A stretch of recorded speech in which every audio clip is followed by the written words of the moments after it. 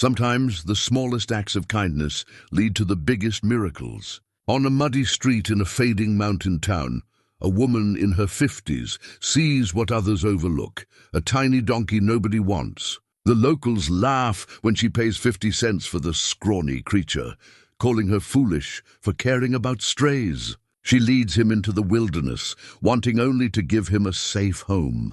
But this little donkey has an unusual gift. He knows paths through the mountains that no map has ever shown. Day by day, he guides her to places long forgotten, where secrets have been waiting in silence. What starts as simple compassion becomes something extraordinary. The woman who was once mocked by her neighbors is about to discover treasures beyond imagination. But what ancient mystery could a 50-cent donkey possibly know that would change everything? Before we jump back in, tell us where you're tuning in from. And if this story touches you, make sure you're subscribed, because tomorrow I've saved something extra special for you. Dorothy Camden had always believed that life's most meaningful moments came wrapped in the simplest packages. Standing in the cramped livestock pen behind Miller's feed store, watching the small brown donkey huddle against the wooden slats, she felt that familiar tug in her chest, the same feeling that had led her to rescue countless strays over the years. The donkey couldn't have weighed more than 200 pounds, his ribs visible beneath a coat dulled by neglect. His ears drooped forward, as if the weight of the world rested on his narrow shoulders. When Dorothy extended her weathered hand through the fence, he lifted his head with cautious hope, dark eyes reflecting an intelligence that seemed far too profound for such a small creature. "Nobody's gonna buy that runt," called out Jake Miller from behind the counter, his voice carrying the weary resignation of a man who'd seen too many hard seasons. "Been here 3 weeks now, eating more than he's worth." Dorothy had driven down from her cabin specifically to pick up feed for her chickens, not to adopt another mouth to feed. At 54, she lived on a careful budget, stretching her late husband's modest life insurance and her occasional freelance consulting work as far as they would go. Frank had been gone 3 years now, and she'd grown accustomed to the quiet rhythm of mountain life. Just her, the chickens, and the endless wilderness that surrounded her small homestead. But there was something about this donkey that spoke to her in a language deeper than words. Frank would have understood. During their 27 years of marriage, he'd never questioned her tendency to bring home wounded creatures. A geologist by training and a gentle soul by nature, he'd helped her nurse countless animals back to health in their small barn. He'd been the one to build the expanded chicken coop when she'd rescued a dozen hens from a failing farm. He'd been the one to fashion a splint for the 3-legged cat that still prowled their property. And he'd been the one to quietly pay the veterinary bills without ever making her feel guilty about the expense. The memory of Frank's calloused hands gently holding an injured sparrow brought tears to Dorothy's eyes. He died in a mining accident, a cave-in at the copper mine, where he'd worked as a safety inspector.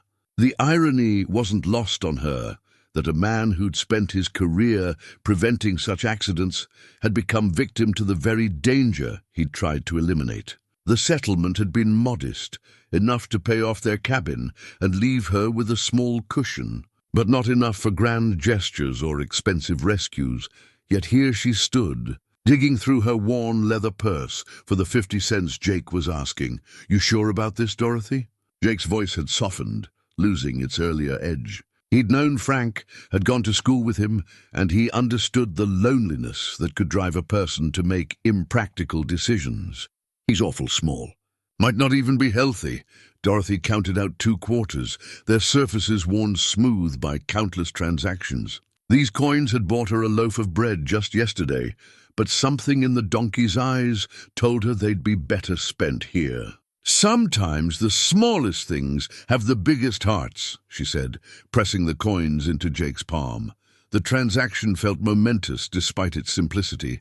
Jake unlocked the pen, and the donkey stepped out with careful dignity, as if he understood that his life had just taken a significant turn. Dorothy had brought a lead rope, hoping against hope that her instincts would prove right. The donkey accepted the halter without protest, standing perfectly still, as she adjusted the straps around his delicate head. "What you gonna call him?" Jake asked, his gruff exterior unable to completely hide his curiosity. Dorothy studied the donkey's intelligent eyes, noting how they seemed to focus on something beyond the immediate surroundings, as if he could see paths that remained invisible to her. "Buster," she decided. "He looks like a fighter to me." The walk back to her truck provided the first glimpse of Buster's unusual nature. Instead of following obediently behind her, he walked beside her with purposeful steps, occasionally pausing to examine rocks or geological formations that Dorothy herself would have overlooked. When they reached her old Ford pickup, Buster stepped into the trailer without hesitation, settling himself with the confidence of an experienced traveler. The drive up the winding mountain road to her cabin gave Dorothy time to wonder what she'd gotten herself into. Frank's geological journals lay scattered across the passenger seat, thick notebooks filled with his careful observations about mineral deposits, rock formations, and the geological history of their beloved mountains. She'd been reading through them lately, trying to feel closer to him, trying to understand the landscape that had claimed his life but also shaped their happiness. The journals revealed Frank's deep respect for the land. His notes weren't just scientific observations, but almost poetic descriptions of how water-carved canyons over millennia, how pressure and time transformed simple minerals into precious stones, how the mountains held secrets that would take lifetimes to uncover. Reading his words, Dorothy felt like she was seeing the landscape through his eyes, every rock formation telling a story, every creekbed holding clues to ancient processes. Her cabin sat on 40 acres of mixed forest and meadow, purchased decades ago when land was affordable and their dreams were large. Frank had built most of it himself, adding rooms as their needs changed, crafting custom shelves for his rock collections and her books. The property backed up against national forest land, providing endless hiking trails and the kind of solitude that city dwellers paid thousands to experience for a week. Buster stepped out of the trailer and immediately began exploring his new home with systematic thoroughness. Dorothy watched him investigate the chicken coop, the small barn, and the vegetable garden with the focus of a surveyor mapping new territory. The chickens, accustomed to various animal visitors over the years, regarded him with mild interest before returning to their eternal search for bugs and seeds. What struck Dorothy most was how Buster moved across the landscape. While her previous rescues had needed time to adjust, exploring their new environment with the tentative steps of displaced creatures, Buster moved like he belonged here. More than that, he moved like he knew where he was going. That evening, as Dorothy sat on her front porch with a cup of tea and one of Frank's journals, she watched Buster graze in the meadow below. The setting sun painted the mountains in shades of amber and rose, the same colors that had drawn her and Frank to this place so many years ago. In the distance, the peaks of the Sangre de Cristo range stood like ancient sentinels. Holding their secrets close, Buster raised his head from the grass and looked directly at her, those dark eyes reflecting something that made her heart skip. For just a moment she could have sworn she saw Frank's gentle smile in the donkey's expression, that same patient knowing that had made her husband such a gifted observer of the natural world. The mountains seemed to whisper approval in the evening breeze, and Dorothy felt a stirring of anticipation she hadn't experienced since Frank's death. Tomorrow, she decided, she would take Buster for a proper exploration of the trails they knew so well. She had no way of knowing that this simple decision would change everything she thought she understood about the land she called home. As stars began to appear in the darkening sky, Dorothy closed Frank's journal and headed inside, feeling more hopeful than she had in months. In the meadow below, Buster continued grazing, but his attention seemed focused on something far beyond the grass at his feet, something hidden in the mountains that surrounded them, waiting patiently for the right moment to reveal itself. The morning air carried the crisp promise of autumn when Dorothy clipped the lead rope to Buster's halter for their first real adventure together. She'd packed light, Just water, some trail mix, and one of Frank's geological journals in case they encountered anything interesting. The familiar weight of her small backpack felt comforting as they set out on what she assumed would be a gentle introduction to the mountain trails. Buster had other plans. Entirely, instead of following the well-worn path that led to Eagle's Rest, a moderate hike Dorothy had taken countless times with Frank, Buster pulled steadily toward a barely visible deer trail that branched off through dense aspen groves. Dorothy had noticed this faint track before, but had never bothered to explore it. It looked like it would peter out after a few hundred yards, leading nowhere in particular. "Come on, Buster," she coaxed gently, tugging the rope toward the main trail. "Let's start with something easier." But Buster planted his small hooves with surprising determination, his ears forward and alert, focused on something Dorothy couldn't see or hear. When she tried again to guide him toward the familiar path, he actually backed up a few steps, then looked at her with such clear intent that she found herself laughing despite her frustration. "You really want to go that way, don't you?" His response was to take a deliberate step toward the deer trail, pausing to look back at her as if to say, "Are you coming or not?" Dorothy had learned over the years to trust animal instincts. Frank had often joked that creatures knew things humans had forgotten how to perceive. Against her better judgment, she followed Buster into the aspens, expecting to turn back within minutes when the trail inevitably disappeared. But the trail didn't disappear. If anything, it became more defined as they climbed, winding between granite boulders and through meadows Dorothy had never seen, despite living here for over 2 decades. The path showed signs of ancient use, worn smooth in places, with carefully placed stones that seemed too deliberately arranged to be natural. An hour into their unexpected journey, they emerged onto a rocky ridge Dorothy didn't recognize. The view was spectacular, offering perspectives of the surrounding peaks that no official trail provided. But what captured her attention wasn't the scenery, it was the carefully constructed pile of stones that sat like a miniature monument on the highest point of the ridge. Dorothy had seen plenty of trail cairns before, the rock piles hikers built to mark paths or commemorate their passage. This was different. The stones were weathered smooth, clearly much older than casual trail markers. They'd been selected for size and color, fitted together with the kind of precision that spoke of deliberate purpose rather than spontaneous construction. Buster walked directly to the cairn and stopped, lowering his head as if paying respect to something sacred. Dorothy followed, her geological training automatically analyzing the stones. They weren't local. At least 3 different types of rock, including what looked like quartzite that would have come from miles away. Someone had transported these stones here with specific intent. "What do you think, Frank?" she whispered to the wind, a habit she'd developed since his death. "What would you make of this?" As if in answer, a sudden gust scattered the aspen leaves around the cairn, and Dorothy noticed something that made her heart race. Partially hidden beneath decades of accumulated forest debris was a flat stone, bearing what looked like carved markings.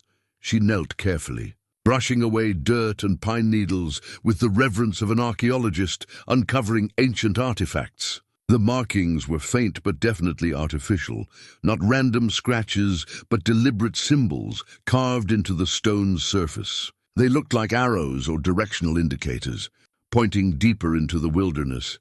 Dorothy opened Frank's journal, comparing the unknown symbols to his detailed sketches of geological formations and mineral indicators. Nothing matched exactly, but something about the precision of the carvings reminded her of the surveyor's marks Frank had taught her to recognize, the kinds of indicators mining operations used to mark claims and boundaries. The afternoon sun slanted through the trees, creating patterns of light and shadow that seemed to emphasize the carved arrows. Dorothy found herself studying the landscape in the direction they pointed, noting features she would have missed without this new focus. There, another ridge barely visible through the trees. And there, what might be another pile of stones, too far away to be certain, but positioned exactly where the arrows seemed to indicate. Buster watched her with patient intelligence, as if he understood the significance of her discovery and was waiting for her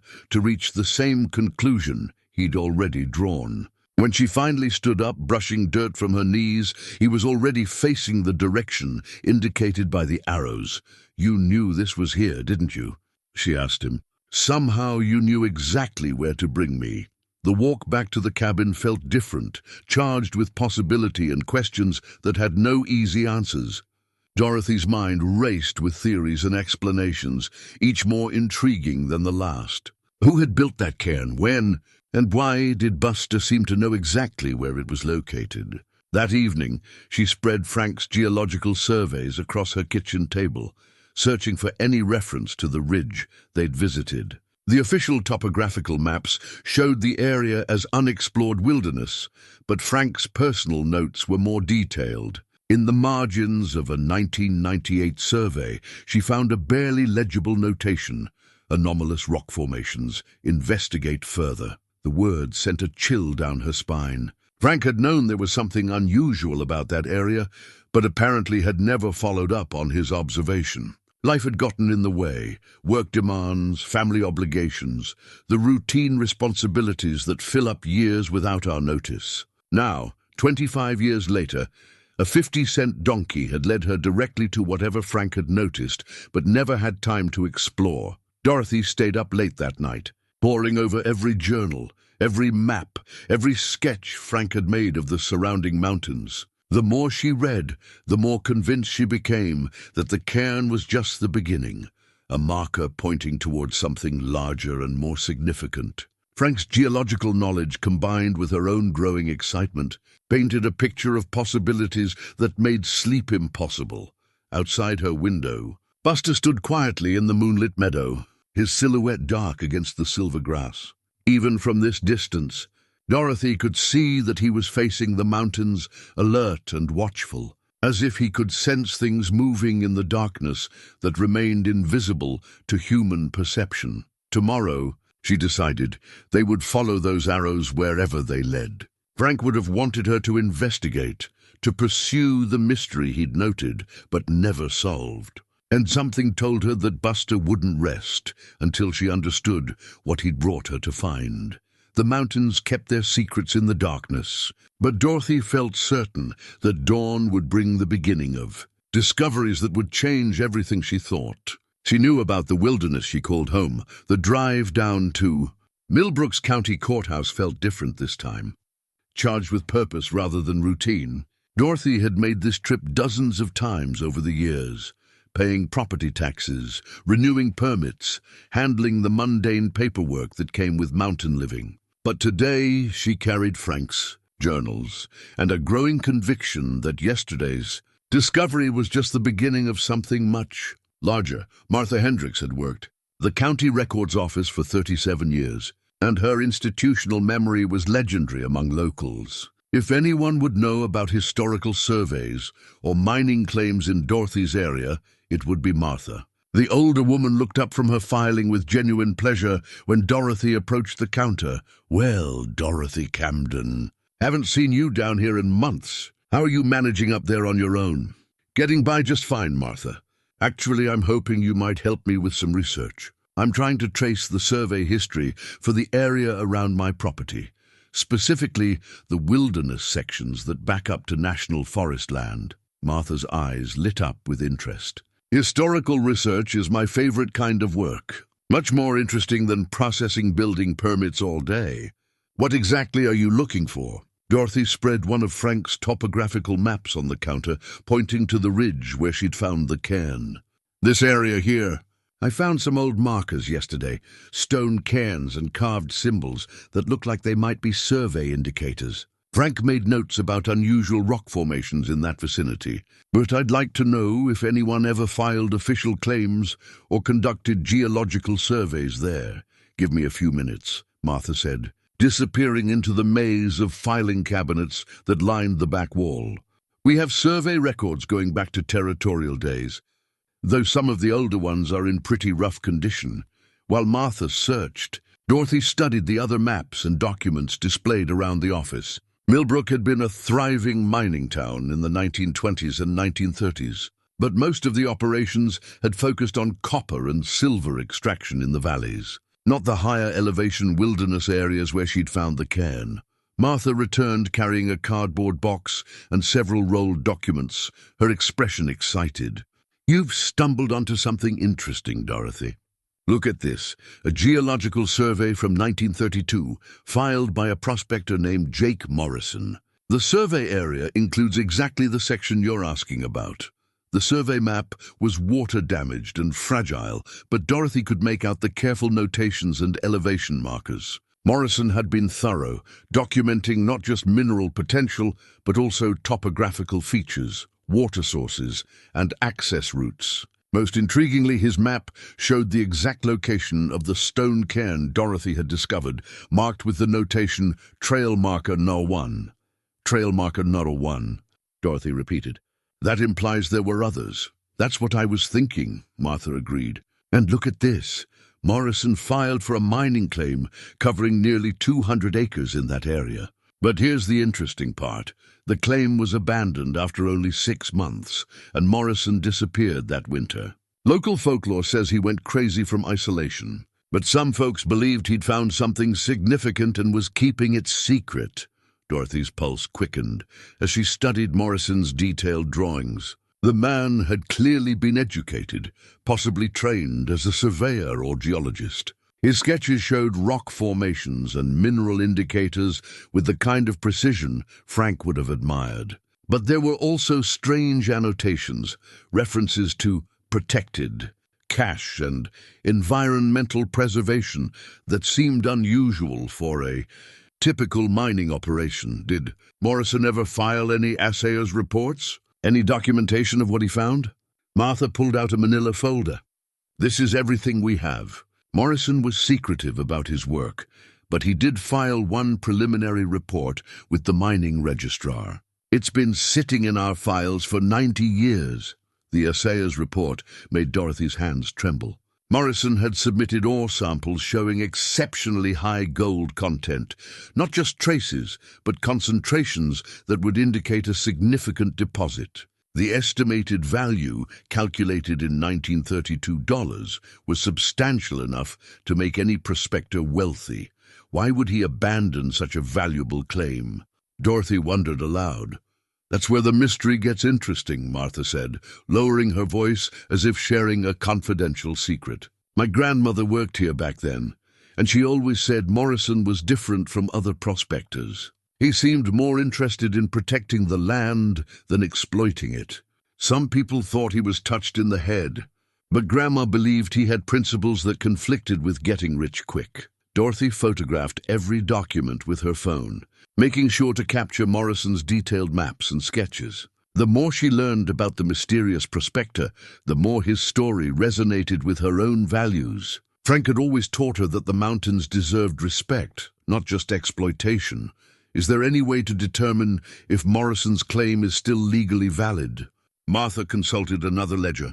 Claims abandoned for more than 90 days automatically revert to public domain, unless specific renewal procedures are followed. Morrison never filed renewals, so the land is technically available for new claims. But it's mostly within national forest boundaries now, which complicates things. Driving back up the mountain, Dorothy's mind raced with possibilities and questions. Morrison had clearly found something valuable in 1932, but his decision to abandon the claim suggested motivations beyond simple profit. His references to environmental preservation were decades ahead of their time, the kind of forward-thinking conservation ethic that wouldn't become mainstream until the 1970s. The most intriguing aspect was how Morrison's trail markers aligned perfectly with Buster's instinctive navigation. Could it be mere coincidence that a 50-cent donkey had led her directly to a 90-year-old mystery? Or was there something deeper at work? Some kind of inherited knowledge passed down through generations of animals that had worked these mountains? Back at the cabin, Dorothy spread Morrison's maps alongside Frank's geological surveys, looking for connections and patterns. The similarities were striking, Both men had noted the same geological anomalies, the same mineral indicators, the same unusual rock formations. Frank had been on the verge of discovering what Morrison had found decades earlier. As afternoon shadows lengthened across her kitchen table, Dorothy made a decision that would have seemed impossible just days ago. Tomorrow, she would return to the mountains with metal detecting equipment and proper surveying tools. If Morrison had left a trail of markers leading to his discovery, she was going to follow that trail to its end. Outside, Buster grazed peacefully in the meadow, but Dorothy noticed he kept raising his head to look toward the distant peaks, as if he could sense something calling from the wilderness, something that had been waiting patiently for nearly a century to be found by someone worthy of its secrets. Dorothy's metal detector had been gathering dust in the barn since Frank's death. He'd bought it years ago during a brief phase of prospecting enthusiasm, back when gold prices were climbing and retirement seemed more uncertain than it did now. She'd forgotten how heavy the device was until she strapped it across her shoulders alongside her hiking pack, preparing for what felt like the most important expedition of her life. Buster waited patiently while she adjusted straps and checked equipment, but his body language conveyed urgency. Ears forward, weight shifted toward the mountain. Every line of his small frame focused on the invisible trail. Only he seemed to understand. When she finally clipped the lead rope to his halter, he immediately headed toward the same deer path that had led them to the first cairn. The morning mist clung to the aspen groves as they climbed, creating an almost mystical atmosphere that seemed appropriate for their mission. Dorothy found herself walking differently today, paying attention to details she'd previously overlooked, the way certain rocks were arranged, the subtle variations in vegetation that might indicate different soil conditions, the places where water had carved unusual patterns into the landscape. An hour into their hike, Buster led her off the previous day's route, following what appeared to be an even fainter trail through dense undergrowth. Dorothy's confidence wavered as branches caught at her clothes, and the path seemed to disappear entirely. But Buster moved with such certainty that she forced herself to trust his judgment. They emerged into a small clearing she'd never seen before, dominated by a massive granite boulder that stood like a natural monument. Buster walked directly to the base of the boulder and stopped, looking back at Dorothy with unmistakable expectation. "This is it, isn't it?" she asked him. "This is what you wanted to show me." She activated the metal detector and began a systematic sweep around the boulder's base. Almost immediately, the device began chirping with increasing intensity. Dorothy's heart raced as she narrowed down the signal to a spot where the granite met the forest floor, partially hidden by decades of accumulated pine needles and organic debris. Kneeling carefully, she began clearing away the natural litter. 6 inches down, her fingers encountered something hard and metallic. Working patiently, she unearthed a dented but intact gold pan, the kind prospectors had used for over a century. The pan was old, its surface darkened by time and weather, but clearly well made and carefully maintained. "Oh my goodness," Dorothy whispered, cradling the pan like a precious artifact. "Buster, this belonged to Morrison, didn't it?" The metal detector continued chirping as she expanded her search. Within an hour, she'd uncovered a small cache of prospecting tools. A pickhead, a sieve, several sample containers, and most remarkably, a waterproof pouch containing what appeared to be maps and documents. Dorothy's hands shook as she carefully extracted the contents of the pouch. Morrison had prepared for the possibility that someone would eventually follow his trail. The papers included detailed sketches of the surrounding terrain, with arrows indicating the direction to subsequent markers, and most intriguingly, a letter written in a careful script on paper that had somehow survived 9 decades in the wilderness. To whoever follows the markers, the letter began, "Know that you walk in the footsteps of one who loved this land more than gold itself. The treasure you seek is real, but the true wealth lies in understanding why it must be protected rather than plundered." Morrison's letter continued with specific instructions for finding the next marker. but also with warnings about the responsibility that came with knowledge. He wrote about the conflict between immediate profit and long-term stewardship, about the need to preserve wilderness for future generations, about the danger of allowing greed to destroy irreplaceable natural beauty. "I have seen what mining operations do to pristine country," Morrison had written. "The treasure I found could make a man wealthy, but it could also destroy everything I've grown to love about these mountains. The markers I leave behind are for someone who will understand the difference between having wealth and being worthy of it." Dorothy read the letter twice, each word resonating with her own growing understanding of what she'd stumbled into. This wasn't just about finding gold. It was about proving worthy of a legacy that Morrison had protected for nearly a century. As she packed up the artifacts, Dorothy noticed Buster's behavior had changed. His ears were constantly moving, swiveling to catch sounds she couldn't hear. When she looked in the direction of his attention, she thought she caught a glimpse of movement in the trees, too deliberate to be wildlife, too distant to identify clearly. The walk back to the cabin felt different, marked by a growing sense that they were no longer alone in the wilderness. Twice, Dorothy heard the distant sound of engines, ATVs or motorcycles, in areas where motorized vehicles weren't permitted. When they reached a ridge with a clear view of the valley below, she spotted dust clouds along some of the old mining roads that supposedly hadn't been used in decades. That evening, Dorothy called her sister Linda in Denver, needing to share her discoveries with someone who would understand their significance. Linda had always been the practical one, the accountant who dealt in facts and figures rather than dreams and possibilities. "Dorothy, you need to be careful," Linda said after hearing about the gold pan and Morrison's letter. "If word gets out about potential gold deposits, you'll have every fortune hunter in Colorado tramping through your property." "But Linda, this isn't about getting rich quick." Morrison was trying to protect something important.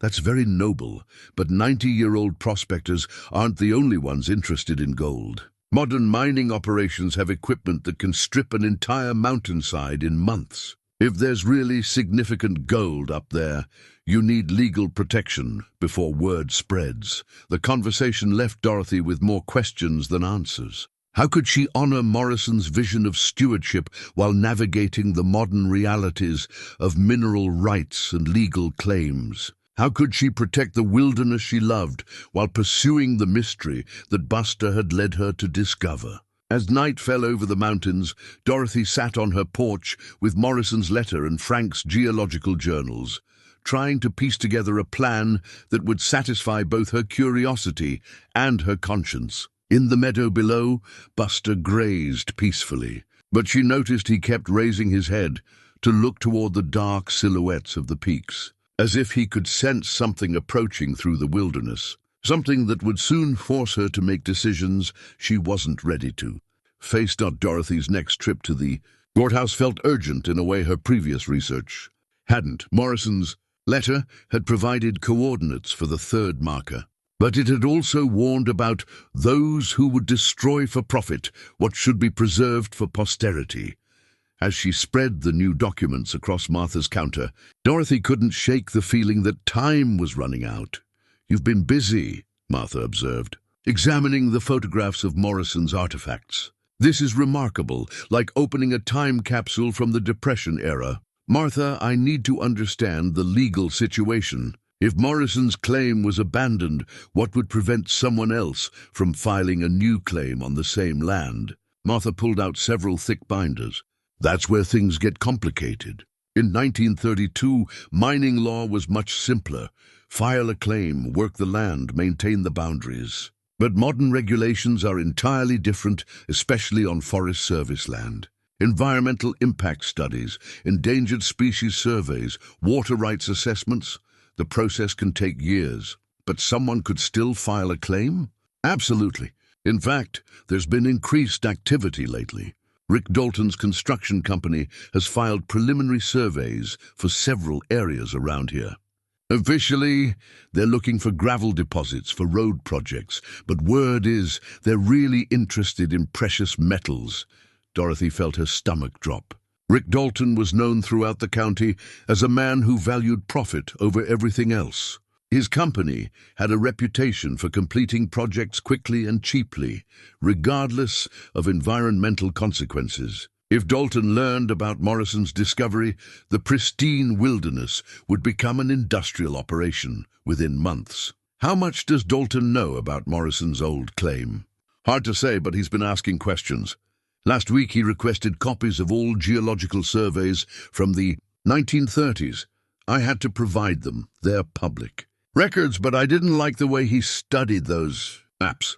Martha pulled out a recent filing. Look at this. Dalton submitted an application for mineral rights exploration on nearly 500 acres of Forest Service land. The boundaries include your property line and extend well into the area Morrison was working. Dorothy studied Dalton's maps with growing alarm. His proposed survey area encompassed not just Morrison's old claim, but also the ridge where she'd found the first cairn and the clearing where Buster had led her to the buried tools. If Dalton's application was approved, he'd have legal authority to bring heavy equipment into the wilderness, conducting exploratory surveys that could destroy Morrison's carefully hidden trail forever. How long do I have before his application is processed? Forest Service reviews take 60 to 90 days, but there's a public comment period first. You could file an objection, but you'd need grounds, environmental concerns, archaeological significance, something substantial. Dorothy left the courthouse with copies of all relevant documents and a growing sense of urgency. Morrison had spent months carefully hiding his discovery to protect it from exactly this kind of industrial exploitation. Now, 90 years later, his worst fears were about to be realized unless she could find a way to stop them. The drive back to her cabin took longer than usual because she kept checking her rearview mirror. Twice, she noticed the same dark pickup truck following at a discreet distance, but when she turned onto her private road, the truck continued past without slowing. Still, something about the timing felt too convenient to be coincidental. Buster was waiting by the gate when she arrived, his body language tense and alert. Instead of his usual casual greeting, he moved immediately toward her truck, pressing his nose against her hand with unusual urgency. When she tried to unload her research materials, he stepped into her path, clearly agitated about something. "What is it, Buster? What's wrong?" Following his gaze toward the cabin, Dorothy noticed immediately what had disturbed him. Her front door was slightly ajar, not much, just enough to indicate that someone had been inside. She always locked the door when leaving, a habit developed during years of living alone in an isolated area. Dorothy's heart pounded as she approached the cabin cautiously. The door showed no signs of forced entry, but the lock mechanism looked like it had been expertly manipulated. Inside, everything appeared normal at first glance, but Dorothy's attention to detail revealed the subtle signs of intrusion. Books moved slightly on shelves, papers not quite where she'd left them, Frank's geological journals arranged in a different order.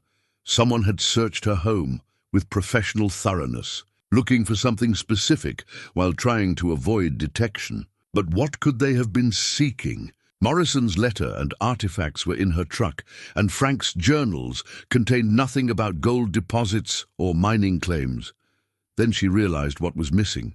The topographical maps she'd spread across her kitchen table, the ones showing Morrison's claim boundaries and the locations where she'd found the artifacts, were gone. Whoever had broken in knew exactly what they were looking for and had taken only what they needed. Dorothy's hands shook as she called the county sheriff's office, but she knew the response would be predictable. No valuable items stolen, no obvious property damage, no witnesses in an area where neighbors were miles away. The deputy who eventually arrived was polite but skeptical, suggesting that Dorothy might have simply misplaced the maps or forgotten to lock her door. "Ma'am, we get calls like this pretty regularly from folks living alone in remote areas. Sometimes people just feel spooked when there's no real reason for concern. Maybe you should consider getting a security system." After the deputy left, Dorothy sat on her porch with Buster, trying to make sense of what had happened. The timing couldn't be coincidental. Someone knew about her research, knew about Morrison's discovery, and was moving to stay ahead of her investigation. But who? And how had they learned about her activities so quickly? Buster pressed against her leg, offering comfort in his quiet way. Looking into his intelligent eyes, Dorothy realized that her 50-cent rescue had become her most valuable ally in a situation that was growing more dangerous by the hour. Tomorrow, she decided, they would continue following Morrison's trail regardless of who might be watching. She owed it to Morrison's memory, to Frank's scientific curiosity, and to the wilderness itself to see this mystery through to its conclusion. But first, she needed to take precautions. Dorothy moved Frank's remaining journals to a safe deposit box in town, photographed Morrison's letter and artifacts from multiple angles, and sent copies of everything to Linda in Denver with instructions to contact authorities if anything happened to her. As darkness settled over the mountains, Dorothy double-checked every lock and drew the curtains tight. In the barn, she prepared emergency supplies, food, water, camping gear, and Morrison's artifacts, in case they needed to leave quickly. She had the unsettling feeling that her quiet mountain life was about to become much more complicated, and that Buster's mysterious knowledge might be the only thing standing between Morrison's legacy and those who would destroy it for profit. Dorothy woke before dawn to the sound of Buster's urgent braying, a sound she'd never heard from him before. Through her bedroom window, she could see his silhouette in the meadow, head raised and ears alert, facing the mountains like a sentinel detecting approaching danger. The pre-dawn darkness seemed heavier than usual, pregnant with tension that made the hair on her arms stand up. She dressed quickly and grabbed her emergency pack, trusting Buster's instincts more than her own rational mind. Outside, the air carried the distant rumble of heavy engines, too early for legitimate Forest Service work, too coordinated to be recreational vehicles. Someone was moving equipment up the old mining roads under cover of darkness. Buster came to her immediately, pressing his nose against her palm in a gesture that had become their signal for urgent communication. When she clipped the lead rope to his halter, he didn't head toward their usual trail, but instead led her directly into the dense forest behind her cabin, following what appeared to be an ancient game trail she'd never noticed. They climbed through thick undergrowth for nearly an hour before emerging onto a rocky outcropping that provided a clear view of the valleys below. What Dorothy saw made her blood run cold. A convoy of trucks and heavy equipment was making its way up the old Esperanza mine road. Dozers, excavators, and what looked like core drilling equipment. Even in the dim pre-dawn light, she could see the distinctive logo of Dalton Construction on the vehicle doors. "They're not waiting for permits," Dorothy whispered to Buster. "They're moving in while they think no one's watching." From this vantage point, she could see their destination, the ridge where she'd found Morrison's first cairn. Dalton's crew was heading directly for the location marked on the map stolen from her cabin. Somehow, they'd connected her research to Morrison's discovery and decided to claim it for themselves before she could establish any legal protection. Buster tugged at the lead rope, drawing her attention away from the convoy towards something else. Following his gaze, Dorothy spotted a second group moving through the forest on foot. 4 men in camouflage carrying surveying equipment and metal detectors. They were approaching the clearing where she'd found Morrison's buried tools, moving with the coordinated precision of professionals. Dorothy's mind raced through her options. She could return to the cabin and call the sheriff, but by the time anyone responded, Dalton's crew would be established on the site with equipment that would take days to remove. She could try to reach the Forest Service directly, but their offices wouldn't open for hours. Most frustratingly, she had no legal standing to stop them. Morrison's old claim had been abandoned, and her own discoveries were on public land, but Buster seemed to have a different plan entirely. Instead of heading back toward the cabin, he began descending the far side of the ridge, following what Dorothy gradually realized was another section of Morrison's original trail. The prospector had been thorough in his route planning, creating multiple approaches to his markers that would allow access, even if the primary paths were blocked. They reached Morrison's third marker just as the eastern sky began showing the first hints of dawn. This cairn was larger than the others, built into a natural rock formation that provided both concealment and a commanding view of the surrounding terrain. Hidden within the stones, Dorothy found another waterproof pouch containing Morrison's most detailed maps and what appeared to be his final letter. "If you have reached this point," Morrison had written, "then you understand that the treasure is both real and endangered. The next marker will lead you to the main cache, but beware, others will soon follow who care nothing for preservation or stewardship. The land itself will test your worthiness." Morrison's final map showed the location of his primary discovery, but it also included detailed warnings about unstable terrain, underground streams, and the need for careful approach. Most importantly, it indicated that the main deposit was hidden in a way that would require patience and respect for the natural environment to access safely. The sound of approaching engines grew louder as Dalton's convoy reached the first ridge.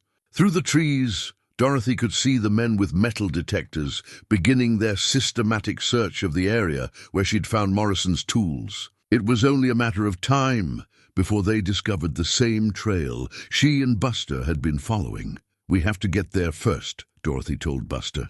Morrison trusted whoever would follow his markers. "We can't let them destroy what he spent his life protecting." Buster's response was to set off immediately along the final section of trail, moving with even greater urgency than before.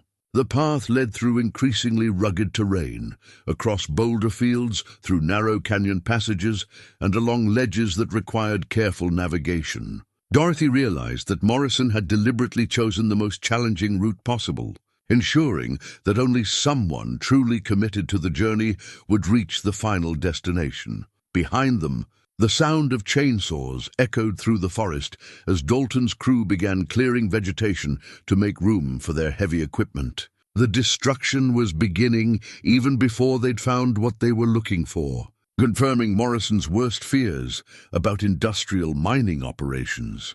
As they climbed higher into the mountains, Dorothy felt a growing connection to the long-dead prospector who'd walked these same paths nearly a century ago. Morrison had faced the same choice she was confronting: personal wealth versus environmental protection, immediate gain versus long-term stewardship.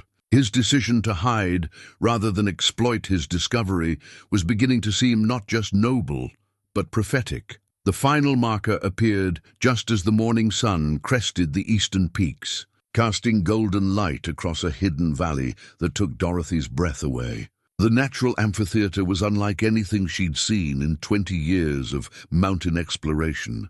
Pristine meadows surrounded by granite walls with a crystal-clear stream flowing through the center. It was the kind of place that existed in wilderness dreams, untouched by human activity and perfect in its isolation. Buster led her directly to a massive boulder beside the stream, where Morrison's final cairn stood like an altar to the wilderness itself. But as Dorothy approached the stones, she heard something that made her heart sink, the distant roar of helicopters approaching from the valley below. Dalton wasn't just bringing ground equipment. He was conducting a full-scale aerial survey to locate exactly what she'd just found. The race for Morrison's treasure had begun in earnest, and Dorothy realized she was about to discover whether 90 years of patient waiting had prepared the mountains to protect their secrets from those who would destroy them for a profit. The helicopter's rotor wash scattered the morning mist as Dorothy crouched behind Morrison's final cairn, her heart pounding with the knowledge that discovery seemed inevitable. But Buster showed no fear of the approaching aircraft. Instead, he walked calmly to the boulder's base and began pawing at what appeared to be solid rock, his actions deliberate and focused despite the chaos approaching from above. Following his lead, Dorothy examined the boulder more carefully and discovered what Morrison's final letter had only hinted at. The entire rock formation was artificial, a carefully constructed facade hiding the entrance to a natural cave system. The prospector had spent months camouflaging his discovery so thoroughly that even from a few feet away, the entrance remained invisible. Ingenious, Dorothy breathed, running her hands along the skillfully fitted stones. Morrison wasn't just hiding gold, he was protecting an entire underground landscape. As the helicopter circled overhead, Dorothy managed to locate the hidden mechanism Morrison had described in his letter. A specific sequence of pressure applied to certain stones caused a section of the facade to pivot inward, revealing a passage just large enough for a person and donkey to enter.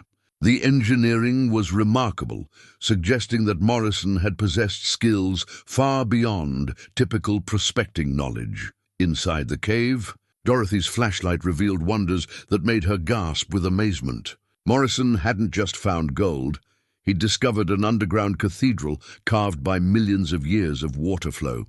Stalactites and flowstone formations created natural sculptures of breathtaking beauty, while an underground stream provided the musical soundtrack, of flowing water echoing through hidden chambers. But what stopped Dorothy in her tracks wasn't the geological magnificence. It was Morrison's final cache of documents, carefully preserved in a metal container beside what appeared to be a natural stone table. These weren't mining records or treasure maps, but rather the detailed journals of a man whose discoveries had fundamentally changed his understanding of wealth itself. Morrison's true story emerged as Dorothy read through pages of careful handwriting by flashlight, with Buster standing patient guard at the cave entrance. Jake Morrison hadn't been a typical prospector at all, but rather a trained geologist and engineer who'd been hired by mining interests to survey the area for large-scale extraction potential. His initial discoveries had indeed revealed substantial gold deposits, but they'd also revealed something far more precious, an underground ecosystem of rare minerals and geological formations that would be destroyed by conventional mining. "I came here seeking fortune," Morrison had written, "but I found something far more valuable, a responsibility to protect what cannot be replaced. The gold is real, but extracting it would destroy formations that took millions of years to create. I cannot be the man who trades irreplaceable beauty for temporary wealth." The journal continued, with Morrison's growing environmental awakening decades ahead of its time.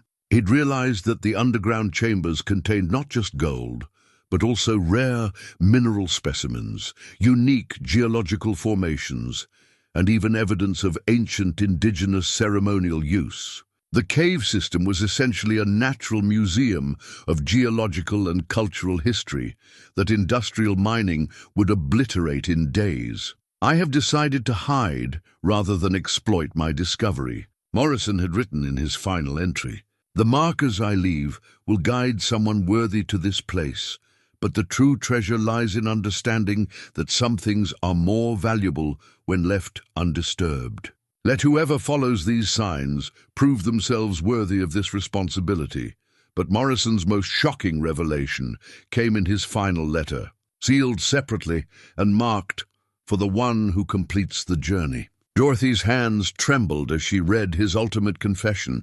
He hadn't abandoned his claim because of environmental concerns alone, but because he'd discovered that the gold deposits extended far beyond his legal boundaries, encompassing sacred indigenous sites that would be desecrated by mining operations. "I have learned that this valley was considered sacred by the original inhabitants," Morrison had written. "The gold lies beneath ceremonial grounds that were used for vision quests and spiritual ceremonies for countless generations. I cannot profit from destroying what others held sacred, even if the law gives me the right to do so." Morrison's moral awakening had led him to a radical decision.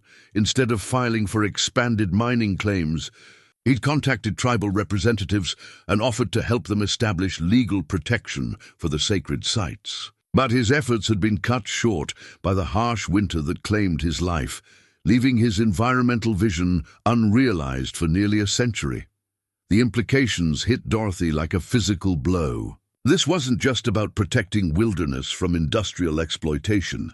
It was about honoring indigenous rights and sacred lands that predated any mining claims by thousands of years. Morrison's hidden treasure was actually evidence of a moral revolution that had been waiting 90 years for someone to continue his work. Outside the cave, the helicopter had landed in the meadow, and Dorothy could hear voices approaching through the forest. Rick Dalton's crew was conducting a systematic search of the area, using metal detectors and ground-penetrating radar to locate Morrison's cache.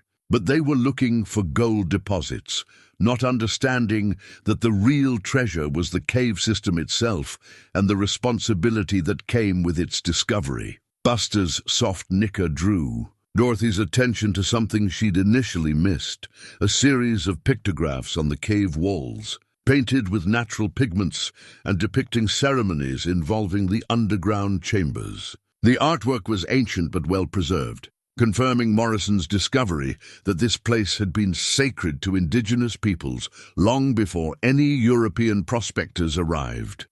"My God," Dorothy whispered, understanding finally dawning. Morrison wasn't hiding stolen gold, he was protecting a sacred site. And now I have to decide whether to honor his vision or let it be destroyed. The voices outside grew closer, and Dorothy realized she had only minutes before Dalton's crew discovered the hidden entrance. Morrison's journals made clear that the gold was real and valuable, probably worth millions in today's market. But extracting it would require destroying irreplaceable geological formations and desecrating sacred indigenous sites that deserve protection, not exploitation.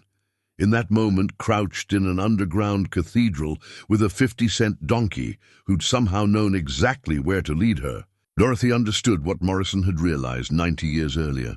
True wealth wasn't measured in dollars, but in the responsibility to protect what couldn't be replaced. The choice facing her wasn't between poverty and riches, but between honoring the wisdom of the past and repeating the mistakes that had already damaged too much of the natural world. Buster pressed against her leg, offering silent support for whatever decision she would make. Looking into his intelligent eyes, Dorothy felt certain that Morrison's spirit had somehow guided her to this moment, trusting her to complete the work he'd started. The question was whether she possessed the courage to follow his example, even if it meant walking away from more money than she'd ever dreamed of having. The sound of metal detectors grew louder outside, and Dorothy knew her time for decision was running out. In her hands, she held evidence of gold deposits worth millions, along with Morrison's moral testament about the true cost of extraction. Whatever choice she made in the next few minutes would determine not just her own future, but the fate of a sacred landscape that had been waiting nearly a century for someone worthy of its protection. Dorothy's decision crystallized with sudden clarity as the voices outside grew closer. Morrison had spent his final months creating a test, not of greed or determination, but of wisdom and moral courage. The elaborate trail of markers hadn't been designed to lead treasure hunters to gold, but to guide the right person toward understanding what truly mattered. She carefully returned Morrison's journals to their protective container, but kept his final letter, the proof she would need for what came next. "We're getting out of here, Buster," she whispered, "but we're not running away. We're going to finish what Morrison started." The cave system was more extensive than she'd initially realized. Morrison's maps showed multiple passages and exits, including one that emerged nearly a mile away in a dense grove of aspens. The prospector had planned for exactly this situation, a way to escape unseen while leaving his treasure protected from those who would destroy it for profit. Navigating the underground passages by flashlight required careful attention to Morrison's hand-drawn maps, but Buster seemed to understand the route instinctively. Perhaps it was the same inherited knowledge that had led him to the original markers, or perhaps he could sense the air currents that indicated passages to the surface. Either way, his confidence in the darkness gave Dorothy courage to continue through passages that would have terrified her under normal circumstances. They emerged into morning sunlight nearly an hour later, concealed by the aspen grove and completely hidden from Dalton's search operation. From this position, Dorothy could see the full scope of the industrial invasion. Dozers had already begun clearing trees around the original cairn site, while teams with metal detectors were conducting grid searches of the entire valley floor. The sight strengthened her resolve.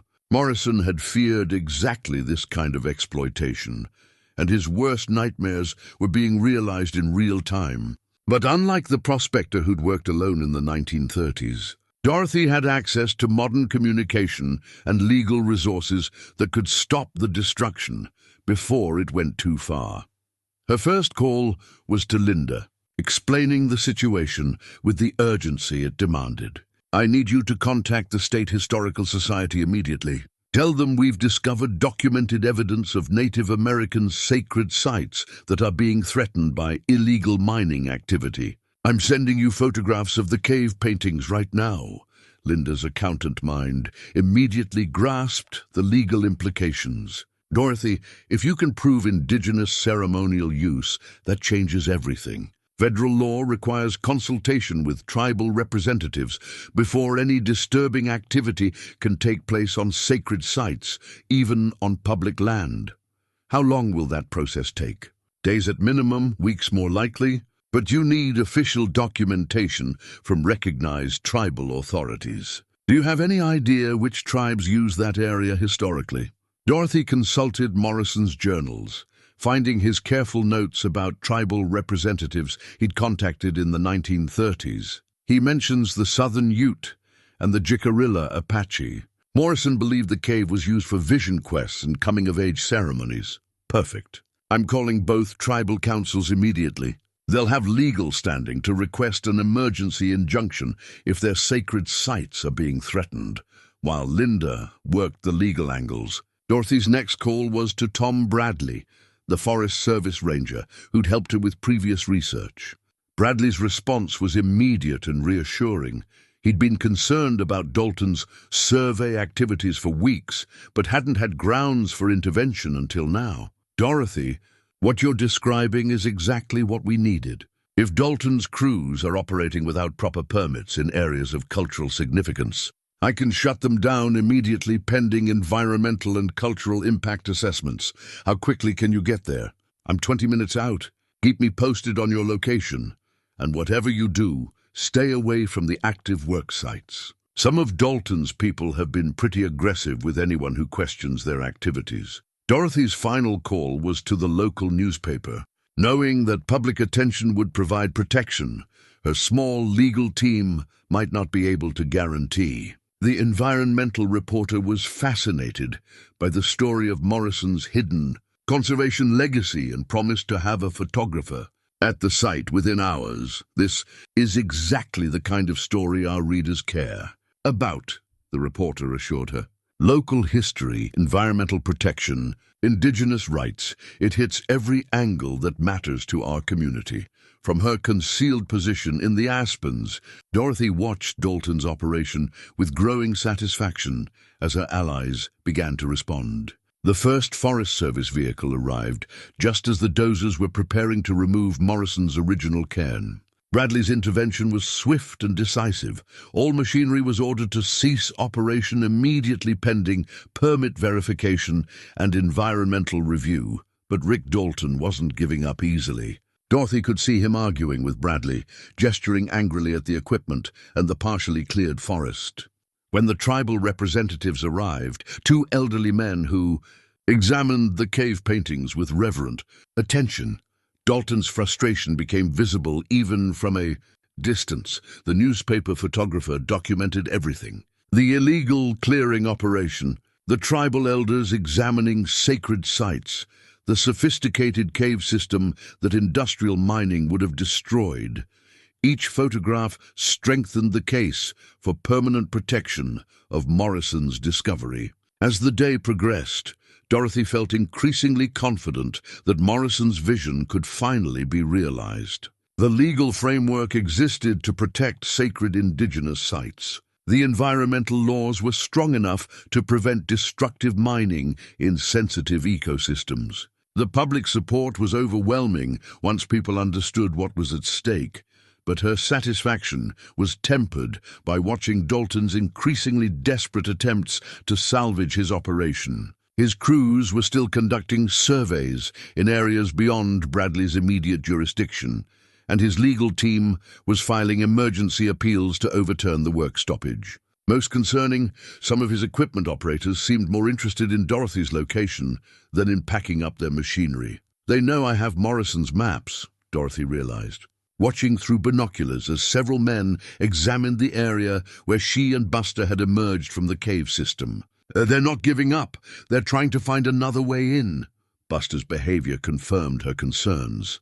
The donkey was increasingly agitated, his ears constantly moving to track sounds that Dorothy couldn't hear. When she followed his gaze toward the forest, she caught glimpses of movement that suggested they were being watched by people who didn't want to be seen. By late afternoon, Dorothy had assembled a formidable coalition of allies, tribal representatives, Forest Service officials, environmental lawyers, and media attention that was growing by the hour. Morrison's century-old dream of protecting the Sacred Valley was closer to reality than it had ever been. But as evening approached, and most of the official observers began to leave, Dorothy realized that the real confrontation was just beginning. Dalton's people were still in the area, and they knew she possessed the key to accessing Morrison's treasure. The legal protection was solid, but not yet permanent. And there were still hours of darkness ahead when anything could happen. "Tomorrow we make this official," she told Buster as they prepared to spend the night in the aspen grove, rather than returning to her potentially compromised cabin. "Tomorrow we turn Morrison's hidden valley into a protected sacred site that no one can ever destroy. But first, they had to survive a night in the wilderness with people who had millions of dollars at stake and no apparent respect for legal boundaries." Dorothy checked her emergency supplies and made sure her phone was fully charged for whatever challenges the darkness might bring. Morrison had protected his discovery for 90 years. Now it was her turn to prove worthy of that legacy, no matter what it cost her. The attack came just after midnight, when Dorothy was dozing fitfully against her backpack with Buster standing guard nearby. The donkey's urgent braying jolted her awake, seconds before powerful flashlight beams pierced the darkness around their hidden campsite. 3 men emerged from the forest, moving with military precision, their faces obscured by night vision equipment that gave them a significant advantage in the darkness. "Mrs. Camden," the lead figure called out in a voice she recognized as Rick Dalton's, "we need to have a conversation about those maps you found. My legal team says you're trespassing on land my company has legitimate survey rights to explore." Dorothy's heart hammered as she struggled to her feet, putting herself between the approaching men and Buster. Her phone showed no signal. They were too deep in the wilderness for reliable communication. Exactly what Dalton had been counting on.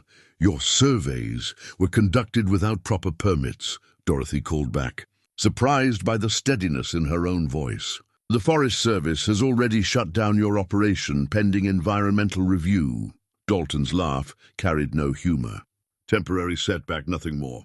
My lawyers are filing appeals in federal court tomorrow morning, and they're confident we'll have full authorization to proceed within days. But that timeline depends on having access to all relevant historical documentation, including Morrison's original maps. I've already turned everything over to the tribal representatives and the Historical Society." "You're wasting your time." "I don't think so." Dalton stepped closer, and Dorothy could see his face clearly in the reflected flashlight beams. "You see, Mrs. Camden, I've done my research too. Morrison's claim may have been abandoned legally, but his geological surveys were remarkably accurate.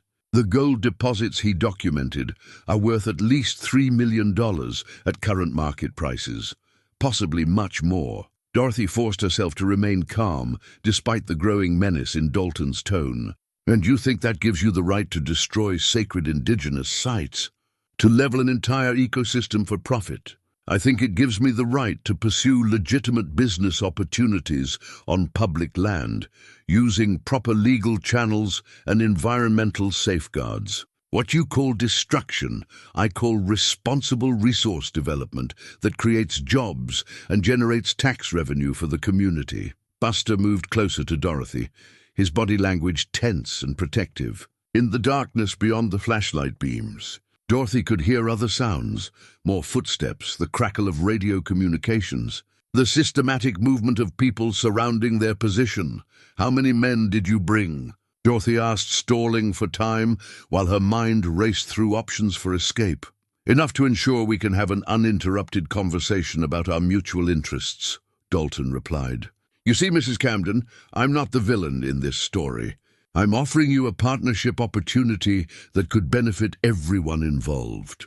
"What kind of partnership?" "You help me access Morrison's cash, and I'll guarantee that 20% of the profits go directly to environmental protection programs. We'll establish a foundation for wilderness preservation, fund tribal cultural programs, even build a visitor center to educate people about the area's history."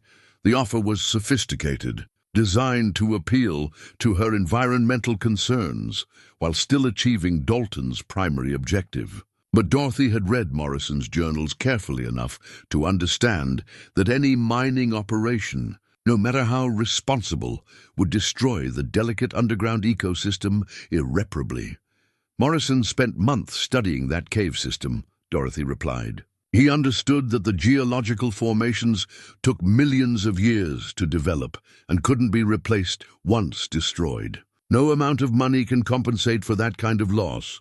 Morrison was a Depression-era prospector with limited scientific knowledge, Dalton countered.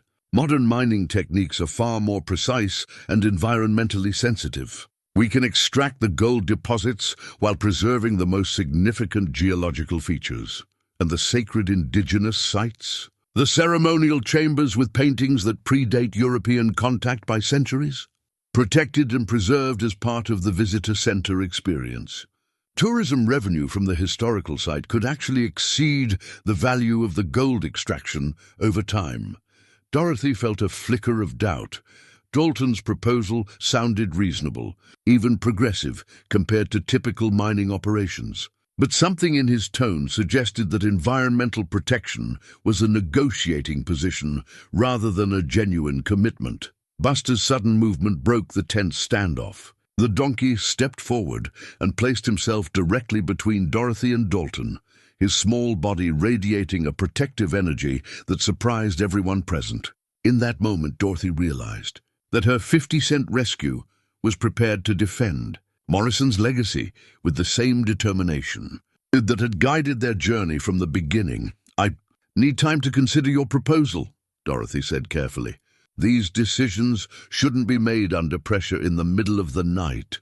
"Unfortunately, time is something we don't have," Dalton replied, his false reasonableness finally dropping away. "My legal team needs those maps by morning to include them in our federal court filing.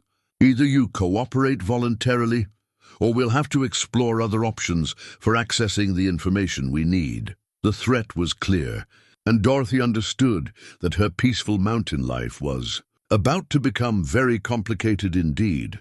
Dorothy's moment of decision was interrupted by an unexpected sound, the distant rumble of approaching vehicles echoing through the forest. Dalton's head snapped toward the noise, his confident demeanor faltering as multiple sets of headlights became visible through the trees. "Sir," one of his men reported through the radio, "we've got Forest Service, tribal police, and what looks like media vehicles coming up the main access road. Multiple units, moving fast." Linda had obviously been busy during the afternoon, coordinating a response that was arriving with perfect timing. Dorothy felt a surge of gratitude toward her practical sister, whose accountant's mind had apparently grasped the urgency of the situation better than anyone. "You called in reinforcements," Dalton accused, his voice tight with anger. "This was supposed to be a private business discussion. You brought armed men to threaten a woman camping alone in the wilderness," Dorothy replied, finding courage in the approaching help. "I'd say the situation escalated well beyond private business discussion. The first vehicle to reach their location was Tom Bradley's Forest Service truck, followed closely by 2 tribal police units and a van with Channel 7 News logos. Dorothy had never been so happy to see artificial lights.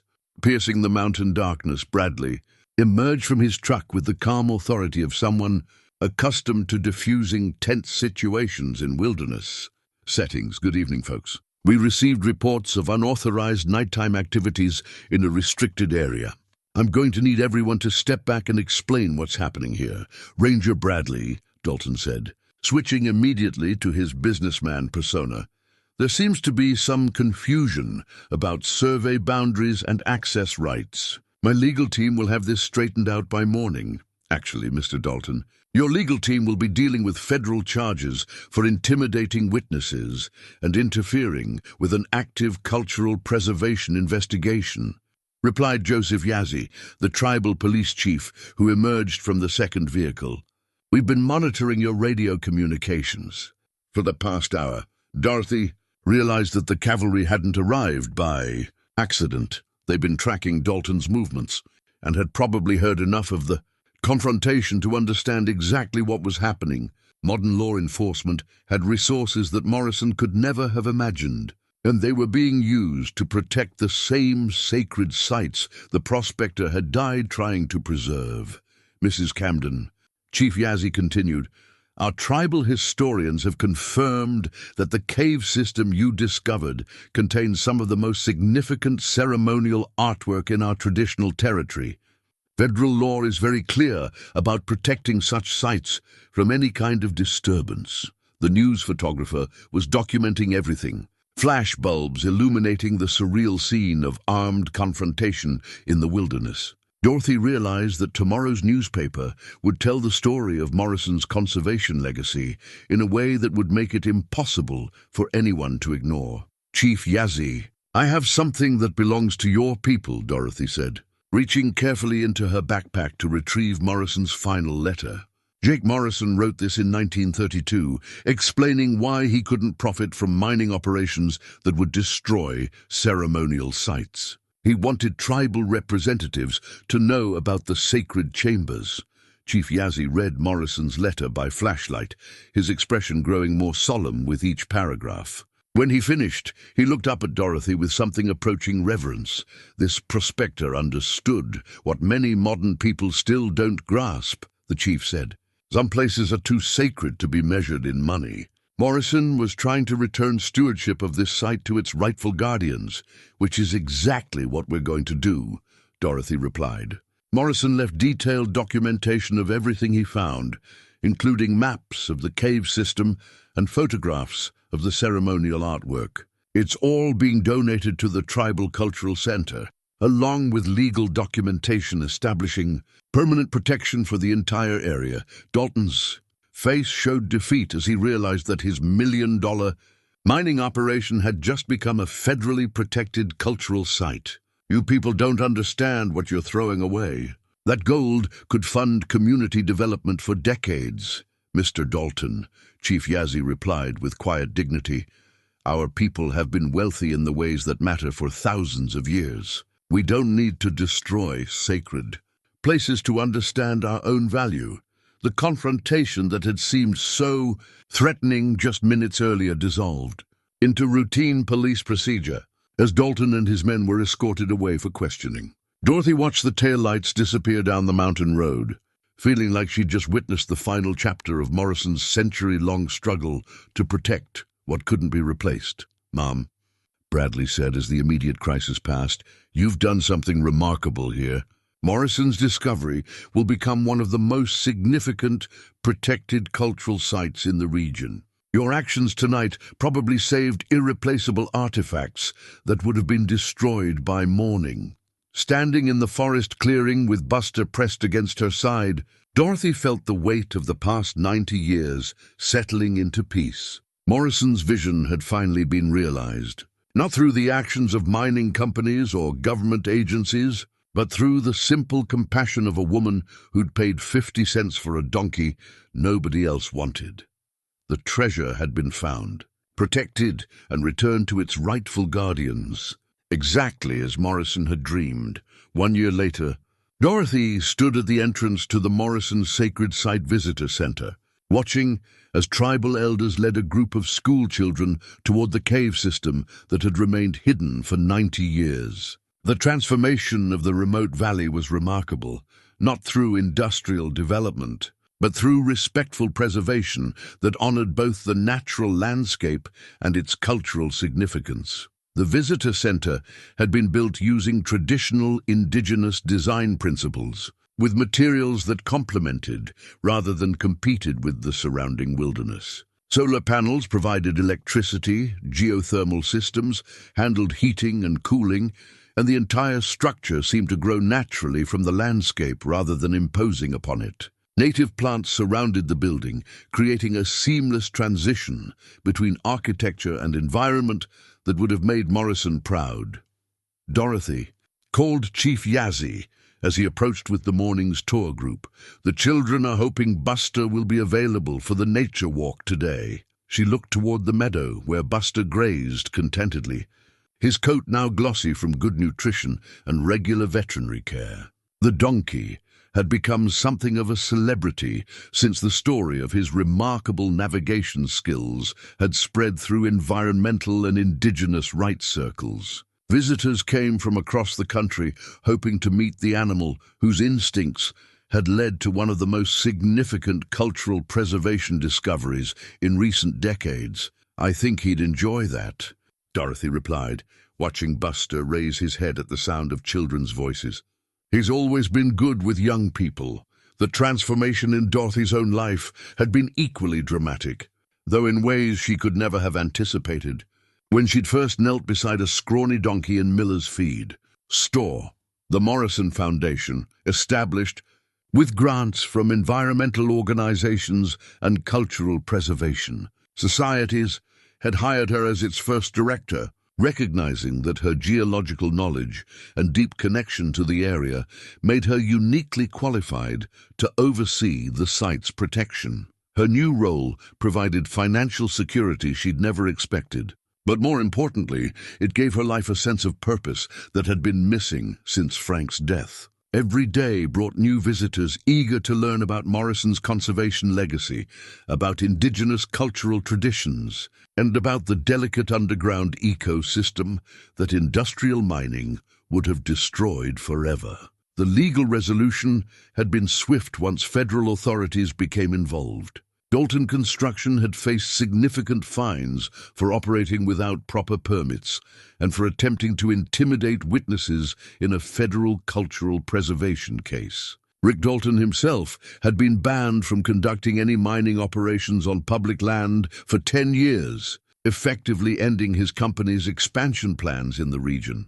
But the real victory had been the establishment of the Morrison Sacred Site as a permanent cultural preserve, managed jointly by the Forest Service and tribal authorities. The designation protected not just the cave system, but the entire watershed that fed the underground streams, ensuring that the delicate mineral formations would remain undisturbed for future generations. Mrs. Camden, one of the visiting schoolchildren, asked as they prepared for the nature walk, "Is it true that Buster can find things that people can't see?" Dorothy smiled, remembering her own skepticism just a year ago. "Buster has very good instincts about the mountains. Animals often notice things that humans miss. Sounds, smells, changes in the environment that help them navigate. But how did he know where to find the treasure?" The question had been asked hundreds of times by journalists, researchers, and curious visitors. Dorothy had developed a standard response that satisfied most people while preserving some of the mystery that made Buster's story so compelling. "I think Buster understood something that took me much longer to learn," she said, watching the donkey approach the group with his characteristic calm dignity. "The real treasure wasn't gold or money. It was discovering something precious that needed protection. Buster led me to Morrison's markers because he somehow knew they would guide us to something worth preserving." The afternoon tour took visitors through the cave system using carefully designed walkways that allowed access without damaging the formations. Dorothy never tired of watching people's faces as they encountered the underground cathedral for the first time, the same sense of awe and reverence she'd felt that first morning when Buster had led her through Morrison's hidden entrance. The cave paintings remained the most moving part of the tour. with tribal guides explaining the spiritual significance of the ceremonies that had taken place in these chambers for countless generations. Morrison's metal container still sat on the stone table where he'd left it, now protected behind museum-quality glass, but still visible as testimony to one man's moral awakening. Jake Morrison could have become very wealthy from his discovery, Dorothy explained to each tour group. Instead, he chose to protect what couldn't be replaced. His decision to hide rather than exploit his find preserved not just gold, but an irreplaceable piece of cultural and natural history. As evening approached and the day's visitors departed, Dorothy walked with Buster through the meadow where Morrison's original cabin had stood. A small monument now marked the spot, bearing an inscription that summarized the prospector's legacy. He found gold, but chose to preserve something more precious. The Morrison Foundation's success had exceeded everyone's expectations. Educational programs brought thousands of students to the site each year, teaching them about environmental stewardship and cultural preservation. Research partnerships with universities were documenting the cave's unique ecosystem, while archaeological studies continued to reveal new understanding of indigenous ceremonial practices. The irony wasn't lost on Dorothy, that her 50-cent investment in an unwanted donkey had led to discoveries worth millions, not in extracted wealth, but in preserved heritage and protected wilderness. The Foundation's annual budget exceeded anything she could have earned in her previous life, funded by donations from people who understood that some treasures were more valuable when left in the ground. "You know what the best part is, Buster?" she said, stroking his neck as they watched the sun set behind the peaks that had hidden Morrison's secret for 90 years. Frank would have loved all of this. He always said the mountains had more stories to tell than we had time to hear. Her phone buzzed with a text from Linda. "Saw the PBS documentary about the Morrison site.